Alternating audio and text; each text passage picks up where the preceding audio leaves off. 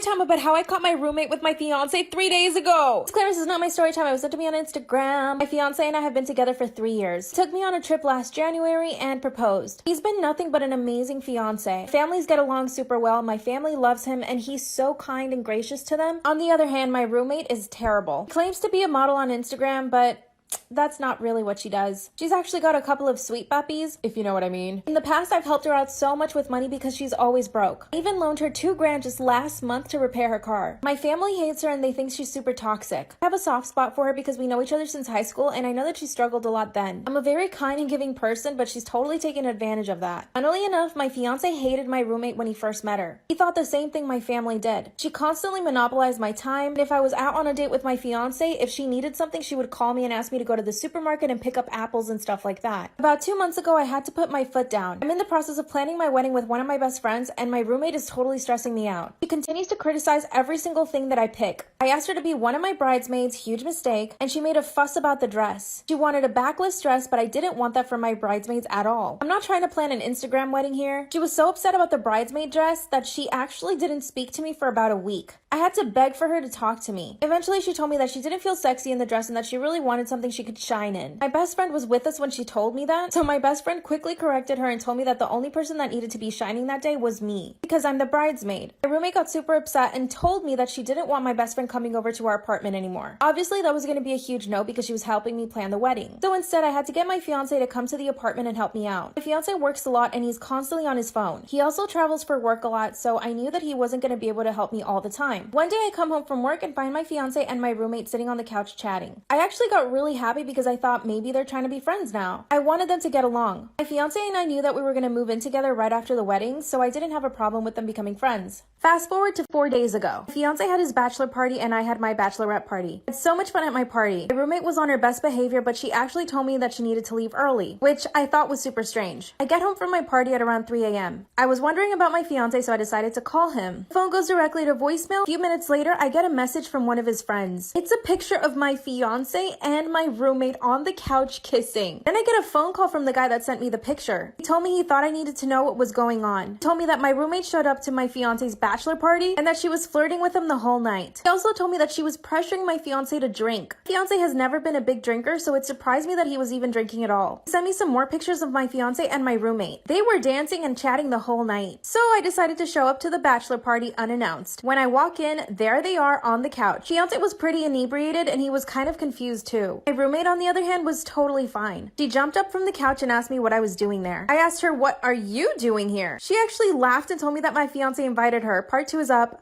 Story time about how I was harassed at the gas station. A few years ago when I lived in LA, I would walk everywhere. By the way, you guys want more of my own story time, so here we go. The year was 2016. The victim was me. No, but seriously. I didn't have a car at the time. Actually, I still don't have a car because I can't afford one. So I would take the train or the bus everywhere. On this day, I had an audition in Santa Monica, so I decided to take the bus and then the train. When I got off the train, I walked my cute little tush over to the gas station to grab a bottle of water. I went inside, grabbed my water, and I noticed this guy staring at me. You girls know when a guy is staring at you and he's doing it on purpose. Yeah, that's what he was doing. He wanted me to see him staring at me. I quickly exited and started heading toward my audition, which was like 5 blocks away. I was about 20 feet from the gas station when I hear him yelling at me. He started saying like, "Hey, do you need a ride? Do you need a ride?" And I just said, "No, thank you." And I kept walking. Cars were on the street, so I couldn't cross the street just then. So he decided to get in his car and pull up right next to me. As he did this, I could hear him complimenting my body. He started talking about my bum and other parts of my body. I put on my headphones and I just ignored him. But obviously this made him even more upset, right? Because, you know, although I did not put music on because I wanted to hear exactly what was going on. That's when he started saying that I was a bitch and other things for not talking to him. Oh yeah, and then I needed someone to teach me a lesson. Finally, I was able to cross the street and I kept walking. This man turned onto the wrong side of the road so that he could drive right next to me and continue to harass me. He started telling me what he was going to do to me if I actually ever got into his car. I knew that if I responded, it would only accelerate his anger, so I literally did not say anything and kept ignoring him. Finally, some cars were going his way, so he had to get out of the lane and turn around. But this man literally made a U-turn on the street to come back to continue harassing me. I was literally on the verge of tears, but I was like, I'm not gonna let this guy see me cry. Saw a cafe 2 doors down and I decided to walk in. And you better believe he stopped in front of the cafe